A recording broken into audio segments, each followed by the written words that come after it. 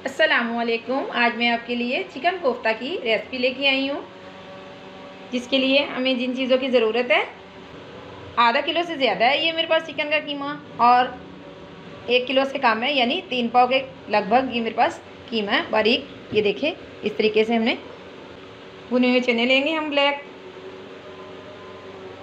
جسے کالے چنے بھی بولتے ہیں، اس کو میں نے اچھا سا گرینڈ کر لیا ہے۔ یہ 2 ٹیبل سپون ہے، اور 1 ٹیبل سپون خشخاش ہے میرے پاس۔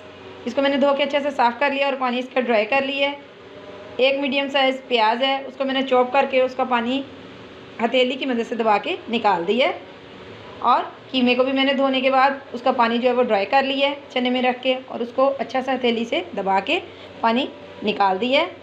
اور 2 میڈیم سائز پیاز میں نے یہ گریوی کے لیے بنائے ہیں، اس کو باریک کٹ کر لیا ہے۔ اور 2 عدد ٹماٹر ہے میڈیم سائز، اس کو میں نے باریک کٹ کر لیا ہے۔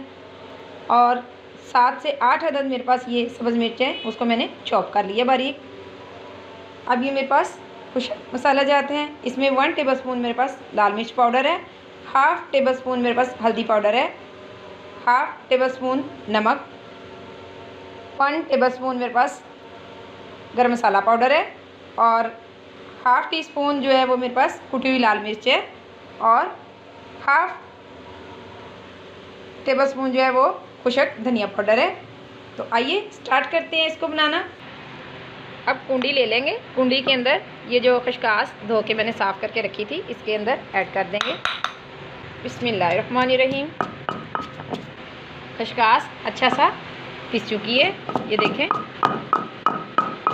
5 سے 7 منٹ ہو چکے ہیں مجھے اس کو پیستے ہوئے، اب یہ اچھا سا پس گئی ہے۔ اب اس کے اندر 1 ٹیبل سپون یہ میرے پاس پودینہ ہے، اس کے اندر ایڈ کر دیں گے۔ پودینہ جو ہے اس کے اندر بہت ہی اچھا ذائقہ لے کے آئے گا کوفتے کے اندر۔ پودینہ اچھا سا پس چکا ہے، اس کے اندر یہ سب چیزیں اس کے اندر سے نکال لیں گے۔ ایک پرات لے لیں گے، اس کے اندر قیمے کو ایڈ کر دیا، اس میں یہ پیاز چوپ کی ہوئی، اس کا پانی اچھا سا ڈرائی کر لیا تھا، اس کے اندر ڈال دیں گے، اور یہ سبھی مسالہ جات اس کے اندر ایڈ کر دیں گے۔ اور یہ پودینہ اور خشخاش جو میں نے ابھی پیسی ہے آپ کے سامنے۔ اب یہ 2 ٹیبل سپون میرے پاس چوپ کی ہوئی سبز مرچیں اس کے اندر ایڈ کر دیں گے، اور یہ 2 ٹیبل سپون بلیک چنے پسے ہوئے اس کے اندر ایڈ کریں گے۔ اس کو ہاتھ کی مدد سے اچھا سا مکس کر لیں گے۔ اب یہ سب چیزیں جو میں نے اچھا سا مکس کر لی ہیں، سب مسالہ جات اس کے اندر اچھا سا مکس ہو گئے ہیں۔ اب اس کو کنڈی میں ڈال کے پیس لیں گے، اس کو یکجان کر لیں گے اس طریقے سے۔ اب سارا قیمہ جو ہے وہ میں نے پیس لیا اچھے طریقے سے کنڈی کی مدد سے۔ اب اس طریقے سے کر کے دیکھ لیں گے کہ باؤل ہمارا بن رہا ہے۔ کوفتے جو سائز آپ بنانا چاہتے ہیں اسی سائز میں اس کو بنا سکتے ہیں، بڑے یا چھوٹے اپنی مرضی سے رکھ لیں۔ اس طریقے سے بناؤں گی میں، ہتھیلی پہ رکھ کے اس کو اس طریقے سے گول گول گھماتے رہیں گے۔ یہ دیکھیں بہت پیارا کوفتہ جو وہ تیار ہو چکا ہے۔ اسی طریقے سے سارے کوفتے تیار کر لوں گی میں، پھر اس کے بعد آپ سے ملتی ہوں۔ کوفتے بن کے ریڈی ہو چکے ہیں، سبھی کوفتے بنا لیے میں نے۔ اب پین میں گھی ڈال کے اس کو گرم ہونے کے لیے رکھ دیا ہے۔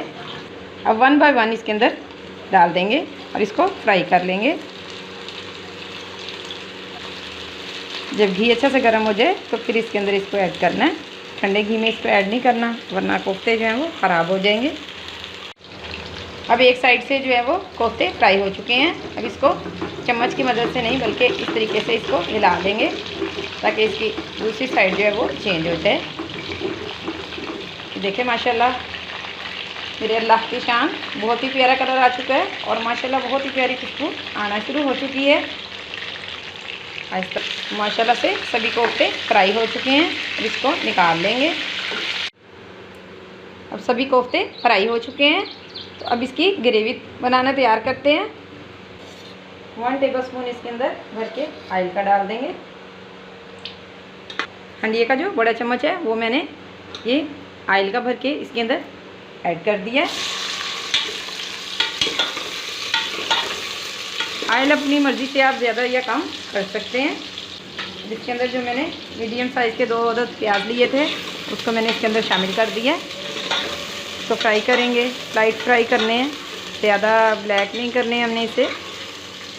پیاز جو ہیں وہ لائٹ براؤن ہو چکے ہیں، 10 منٹ ہو گئے ہیں مجھے اسے فرائی کرتے ہوئے۔ اب اس کے اندر 1 ٹیبل اسپون ادرک لہسن کا پیسٹ ایڈ کر دیں گے۔ 2 سے 3 منٹ اس کو فرائی کریں گے ادرک لہسن کا پیسٹ، کیونکہ اس کے اندر میں نے شامل کیا ہے تاکہ اس کے کچے پن کی اسمیل نہ آئے، کچا پن اس کا دور ہو جائے۔ اب 2 سے 3 منٹ ہو چکے ہیں۔ اب 2 عدد ٹماٹر جو میں نے لیے تھے کٹ کر کے رکھے تھے اس کے اندر ایڈ کر دیں گے۔